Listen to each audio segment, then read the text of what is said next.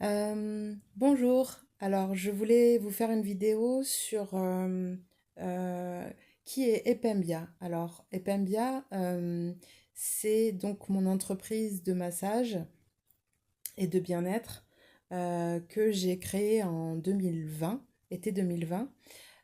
J'y ai jamais travaillé à temps complet parce que je pense que j'avais peur, peur d'entreprendre avec cette histoire de syndrome d'imposteur et de légitimité et compagnie. Et là, la vie 2026, enfin même 2000 2025, septembre 2025, m'a obligée à prendre cette activité à temps plein.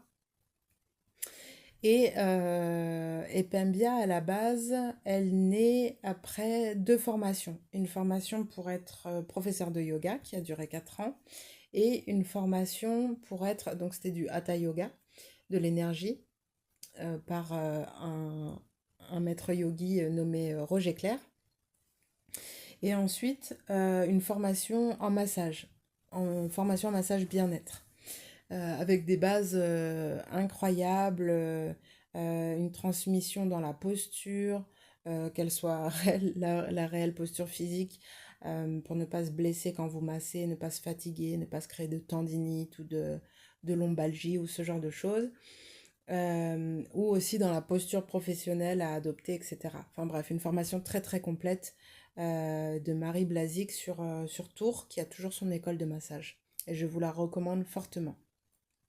L'école de yoga, je ne vous la recommande pas parce elle ne faisait qu'une seule session. C'était mes anciens profs de yoga.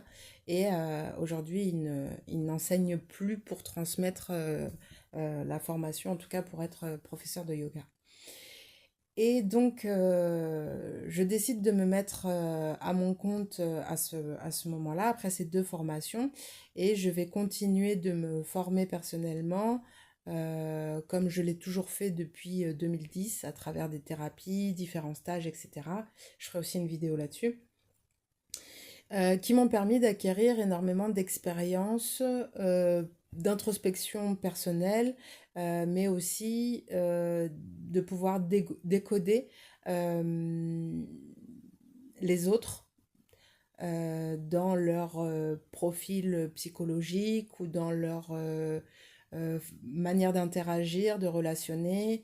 Euh, Enfin voilà, ça a permis, ça m'a donné pas mal de compétences dans l'approche avec les personnes. À la base, j'ai un métier d'assistante sociale, donc j'ai déjà un bagage sur l'humain assez important. Et de plus, dans ma vie personnelle, depuis mon enfance, c'est quelque chose qui me passionne. J'ai toujours été dans l'observation de l'humain, de ses comportements, euh, sa résilience, euh, sa posture dans les conflits. Voilà, c'est des choses que je vivais au quotidien quand j'étais petite et c'est quelque chose qui m'a toujours drivé et ça a été le fil conducteur de mes études et de mon avenir professionnel. Donc Epembia arrive dans ce contexte-là, dans un choix aussi que je fais de ne plus avoir envie d'être salariée parce que je me rends compte que ça ne répond pas correctement à mes besoins de créativité, de liberté. Euh, le cadre aussi, le cadre qui me convient pas toujours et où j'ai du mal à rentrer dedans parce que il est trop exigu, il est trop exigeant, il est pas assez authentique, euh, il est parfois mal représenté, mal interprété et du coup j'ai beaucoup de mal à rester là-dedans. Donc, je vais décider de mettre en place mon entreprise.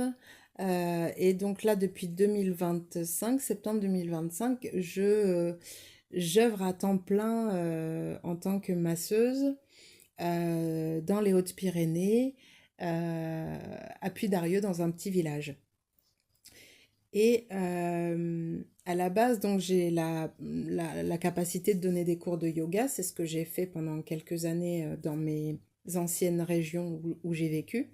Et la possibilité de faire des massages bien-être, donc tout ce qui est la gamme californien, suédois, massage comme ça sur table. Et j'ai des spécialités qui concernent du massage plutôt au sol, type massage thaïlandais, et du massage tantrique. Je vais mettre de côté ces, ces outils, pas les compétences que j'en ai tirées, mais ces outils-là, parce que je m'en suis rendu compte que ma passion est vraiment en train de s'axer sur le tantra, euh, le tantra, les cercles de femmes que je fais depuis 2017 et tout ce qui va être autour du travail énergétique et des guidances. J'ai fait une formation cette année qui m'a permis d'un peu mieux comprendre d'un peu mieux comprendre les interactions énergétiques qui se passent dans nos vies en général et de comprendre aussi ce que moi je pouvais vivre dans mes séances de massage quand je récupérais parfois des malaises, des douleurs quand je touchais les gens et ou de récupérer aussi des charges émotionnelles que je pouvais garder après avoir vu quelqu'un qui n'était pas forcément bien, ou alors quelqu'un qui semblait être bien, mais finalement, je pouvais avoir récupéré de la tristesse, de la colère, plein de choses, et je comprenais pas le pourquoi du comment, et comment faire pour ne plus être impactée par ce que je faisais. Parce que si je suis impactée, bah, je peux pas beaucoup aider ou pas aider correctement ou pas sur la longueur. Et l'idée, c'est quand même de réussir à faire cette traversée avec ce métier pendant toute ma vie, ou en tout cas au maximum possible. Donc j'ai envie de finir en bonne santé, aussi bien que les personnes que je reçois. Et donc, du coup, Epembia a décidé là, cet été, de vraiment se focaliser sur le tantra, les soins énergétiques et les guidances, et les cercles de femmes et cercles mixtes, pour vraiment concentrer mon énergie là-dessus et apporter toute mon expertise, toute mon inspiration et toute ma concentration sur ces pratiques-là. Le yoga fera toujours partie d'une des clés qui a ouvert énormément de portes chez moi, des portes d'introspection, des portes de compréhension. Mais je crois que j'ai pas envie actuellement d'être dans l'enseignement du yoga auprès des personnes. Voilà, tout simplement. Ça ne m'empêchera pas d'utiliser des compétences et des compréhensions que j'ai eues grâce au yoga dans mes accompagnements. Voilà. Et quoi vous dire d'autre sur Epembia? euh, Epembia, c'est aussi une personne, enfin moi du coup, avec une sensibilité très particulière par rapport à mon expérience de vie, par rapport à mes croyances vis-à-vis de ce monde, qui sont celles que, à la base, tous les êtres humains sont bons. Je fais partie de cette catégorie-là encore. Qui imagine, voilà, enfin, qui a vraiment cette profonde croyance que tous les humains sont bons à la naissance et que j'allais dire c'est la vie, mais non, c'est les différentes expériences et l'interprétation de ces expériences qui vont, soit polir votre personnalité, votre être, soit qui risquent de vous apporter beaucoup de dark, de sombre, de désespoir, de mauvaises actions, et qui vont vous amener vers des sphères comment dire, des sphères où vous allez devenir quelqu'un de pas chouette, quoi, si on peut résumer ça comme ça. Voilà. Euh, Et donc cette sensibilité, elle s'exprime de plus en plus parce que je prends confiance en qui je suis. Je sais un peu plus qui je suis aussi. Je sais un peu plus qui je veux être. Et tout ça fait que dans ma pratique professionnelle, eh ben, ça se matérialise par une pratique qui s'affirme, une pratique qui évolue, une pratique beaucoup plus énergétique, consciente. Hum, et avec des résultats beaucoup plus profonds chez la personne aussi que j'accompagne, que ce soit par le massage ou par les visions que je peux avoir en guidance ou les accompagnements énergétiques où on va venir travailler au niveau des mémoires transgénérationnelles ou bien au niveau de vos chakras quand ça peut être bloqué. L'histoire de ma vie, c'est de venir péter tous mes schémas, toutes mes croyances limitantes. Bon, c'est un travail qui se fait sur la durée, mais en tout cas, quand j'ai commencé à mettre les pieds là-dedans, je me suis rendu compte du bonheur à chaque fois que de faire sauter un cran du truc. Alors souvent, vous avez l'image de l'oignon ou l'image d'une spirale aussi, parce qu'on dit souvent que dans la vie, on repasse par les mêmes, un peu presque par les mêmes épreuves, même si elles se matérialisent de façon différente, pour venir retravailler à chaque fois un même sujet d'une façon un peu plus profonde. Et l'oignon, c'est plus, vous allez venir percuter sur un sujet, vous allez réussir à introspecter là-dessus et à commencer à en sortir des cadeaux, des compréhensions, des conscientisations.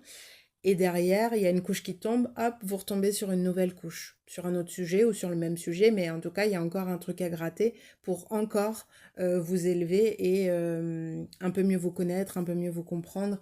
Et du coup, ça, ça fait miroir avec le monde parce qu'une fois que vous êtes un peu mieux comprise, vous avez des facilités, compris, pardon, vous avez des facilités aussi à un peu mieux comprendre les autres et ça crée des relations beaucoup plus saines. Ça permet d'interagir de façon beaucoup plus avec une conscience élargie en fait des choses, de ce que vous faites en général et des conséquences que ça va avoir, que ce soit dans le dire, dans le faire, dans juste l'être. Vous avez une conscience beaucoup plus large au fur et à mesure de péter ces schémas. Et donc, là où je voulais en venir au niveau de péter les schémas, c'est que au niveau du travail mémoire corporelle, mémoire cellulaire, etc., ou au niveau des chakras, c'est un travail qu'on peut faire du coup en accompagnement individuel, énergétique, que de venir travailler ces schémas qui vous concernent juste vous. Par exemple, moi j'ai un gros schéma je suis en train de faire tomber après là les années de dépendance affective qui a causé beaucoup de galères dans ma vie, amoureuse notamment, mais pas que. Et donc ça, c'est quelque chose qu'on peut faire péter au niveau un accompagnement plus basé sur les chakras, par exemple, parce qu'on va venir travailler différents items liés à chaque chakra. Je ferai une vidéo sur les items en question, parce que chaque chakra représente une sphère de votre vie, une partie des choses que vous avez besoin d'introspecter pour vous sentir mieux, compléter euh, euh, vous-même et en lien avec la terre, le ciel et ce que vous êtes vraiment, en gros. Hein. Et vous avez aussi les schémas qui se répètent au niveau de la famille. Quand on parle de schéma, ça peut être donc des comportements nocifs, ça peut être euh, des postures émotionnelles qui sont nocives aussi, qui vous rapetissent, enfin, qui vous empêchent de vous ouvrir, de vous épanouir.